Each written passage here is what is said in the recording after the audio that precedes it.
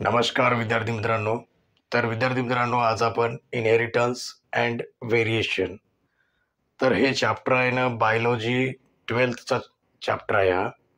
ते आपण आज स्टडी करणार आहोत आणि या चॅप्टरवर आपण पुढे व्हिडिओ असे बनवणार आहोत. आजच्या व्हिडिओमध्ये जेवढं होईल तेवढं आपण स्टडी करू. पहिल्यांदा बघा, inheritance and variations.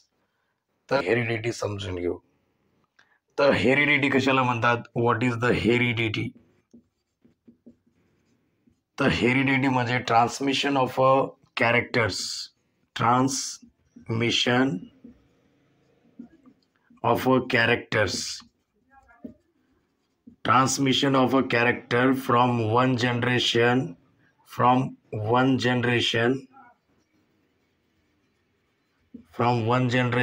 To next generation. या प्रोसेसला आहे ना आपण हेरिडिटी म्हणतो. And the study of heredity call as a inheritance. हेरिडिटीमध्ये आता फॉर एक्झाम्पल हे पॅरेंट आहेत.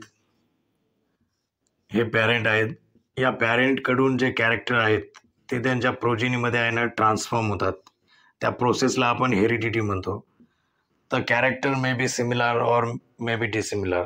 For example curly hairs.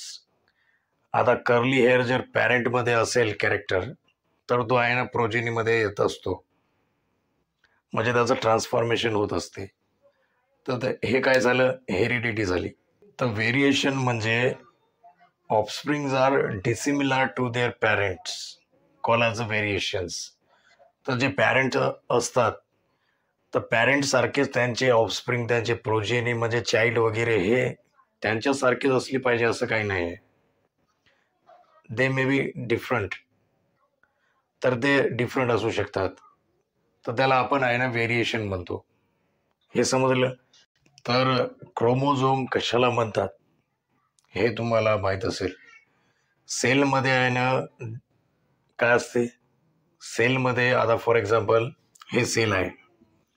It is a cells having a cell membrane.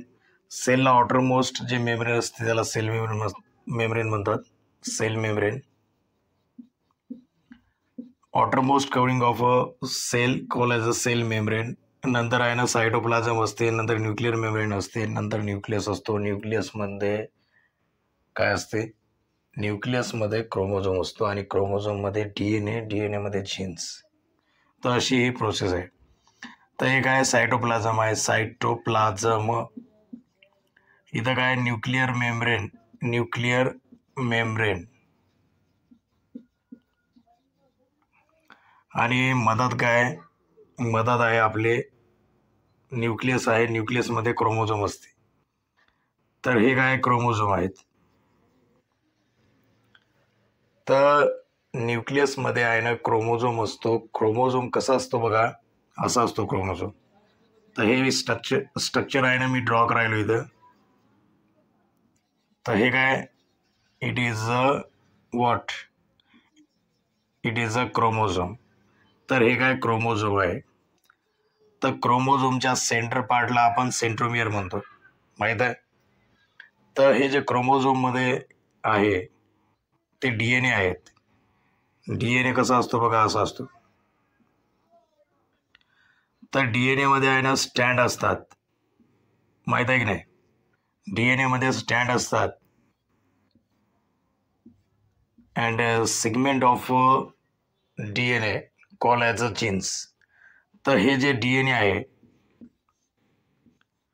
याच्या सेगमेंटला आहे ना आपण काय म्हणतो? जीन्स म्हणतो. जीन्स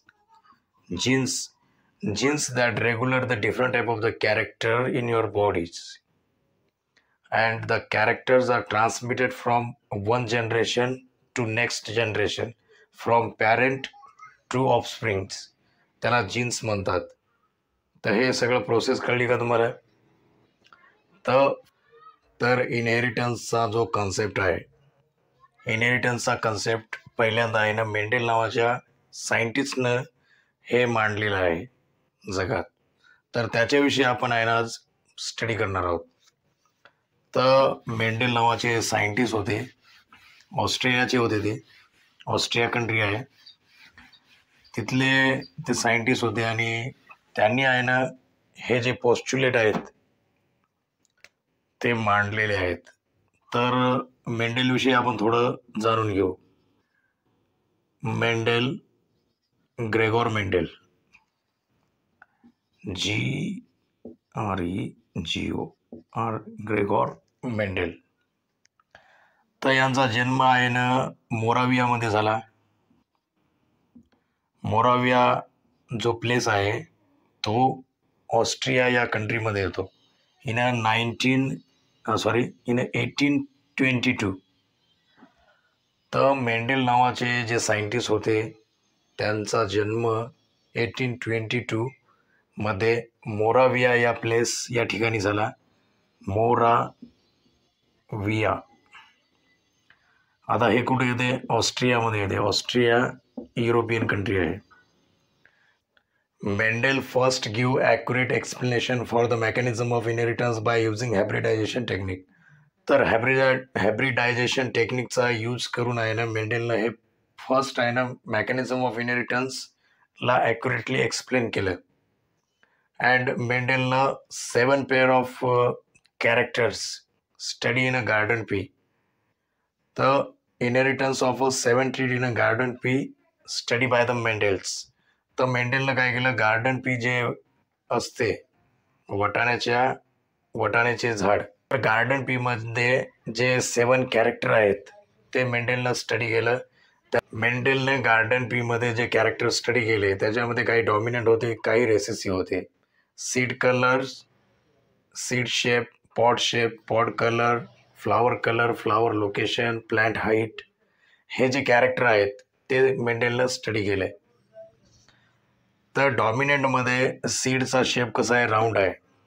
आणि सीड शेप्स आर रिंकल in recessive. The seed shape is rounded it is a dominant character, and seed shape is a wrinkle, it is a recessive character. The seed color yellow आहे हे dominant मध्ये येते आणि seed colour green हे recessive मध्ये येते. Pod shape इन्फ्लाटेड हे dominant आहे आणि कॉन्स्ट्रिक्टेड रेसेसिव्ह मध्ये येते. पॉड कलर ग्रीन आहे ना डॉमिनंट मध्ये येते आणि पॉड कलर येलो रेसेसिव्ह मध्ये येते. फ्लॉवर कलर पर्पल हे डॉमिनंट मध्ये येते आणि फ्लॉवर कलर व्हाईट हे रेसेसिव्ह मध्ये येते. फ्लॉवर लोकेशन एक्झियल लोकेशन हे आहे ना डॉमिनंट मध्ये येते आणि टर्मिनल लोकेशन हे रेसेसिव्ह मध्ये येते. प्लांट हाईट टॉल आहे ना हे डॉमिनंट मध्ये येते आणि डॉर्फ म्हणजे शॉर्ट हे रेसेसिव्ह मध्ये येते. तर हे जे कॅरेक्टर आहे डॉमिनंट कॅरेक्टर आणि रेसेसिव्ह कॅरेक्टर, तर हे जे कॅरेक्टर आहे ना मेंडेलनं स्टडी केलं आणि नंतर याच्यावर आहे ना त्यानं काही जे फॅक्टर आहेत, जे ट्रीट आहेत, ते जनरेशन आफ्टर जनरेशन जे ट्रान्सफॉर्म होत आहेत याच्यावर आहे ना स्टडी करून आहे ना मॅथमॅटिकली डाटा आहे ना त्यानं एक्सप्लेन केला. मॅथमॅटिकली आणि and statically explain the data of experiment. Mendel postulated the principle of heredity, which then became a fundamental law of heredity proposed by Correns. तर बुक्समध्ये आहे ना कोरेनचंच नाव दिलेलं आहे, पण मेंडेलची जे डॉक्युमेंटरी आहे, जे पॉस्ट्युलेट आहे, याला 3 सायंटिस्टनं स्टडी केलेलं आहे. First is Erich von Tschermak, second is Hugo de Vries, third is Karl Correns. These 3 scientists are studying the documentary of Mendel's in the 19th century, and after the investigation of these documentaries and नंतर आहे ना त्यांना कळलं की मेंडेलनं जो factor सांगितला होता तो आहे ना जीन्स आहे. आणि त्यावेळेस कसं आहे क्रोमोझोम आणि जीन्स वगैरे मायटोसिस मिओसिस याचं काही इनोव्हेशन झालं नव्हतं, सायंटिफिक वर्ल्डला हे माहीत नव्हतं. त्यावेळेस आहे ना मेंडेलनं हे पोस्ट्युलेट वगैरे मध्ये रिप्रेझेंट केलं लोकांसमोर. त्यावेळेस त्याला अनरेकॉग्नाइज करण्यात आलं आणि त्यामुळे कसं आहे त्यावेळेस तेवढी कशी अवेअरनेस नव्हती, तेवढे लोक एज्युकेट नव्हते, त्यामुळे त्यावेळेस कोणी त्याला रेकॉग्नाइज करू शकलं नाही.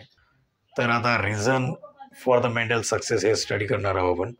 तर रिझनमध्ये बघा, मेंटलला काही रिझन होते ज्याच्यामुळे मेंटल आहे ना सक्सेस झालेला आहे. Reason for the mental success: mental carefully plan and involve large samples of a garden pea. तर गार्डन पीचे आहे ना जे प्लॅन्स त्याने केलं होतं, सोईंगचं प्लांटेशन वगैरे हे एका पार्टिक्युलर प्लॉटमध्ये, तर त्याच्या आधी आहे ना प्लॅन करून हे सगळं केलं होतं आणि सॅम्पल्स वगैरे हे जास्त प्रमाणात घेतले होते.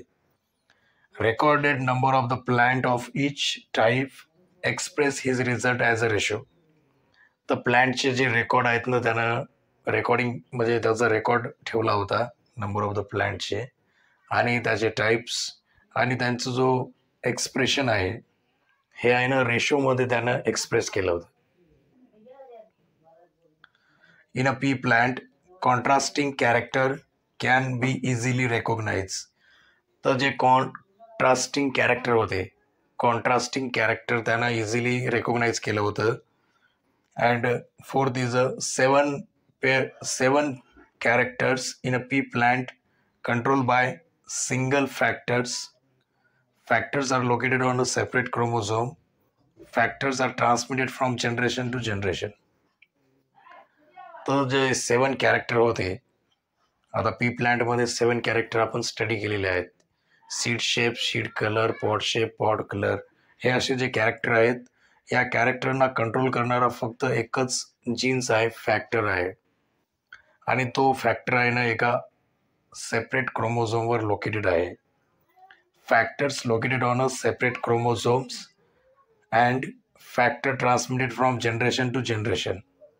तर हे आहे ना मेंडेलला माहीत होतं, त्याने याच्यावर स्टडी केली होती आणि याच्यावर स्टडी करून आहे ना त्यानं इंट्रोड्यूस केलं the concept of dominance and recessiveness in a plant of a garden P.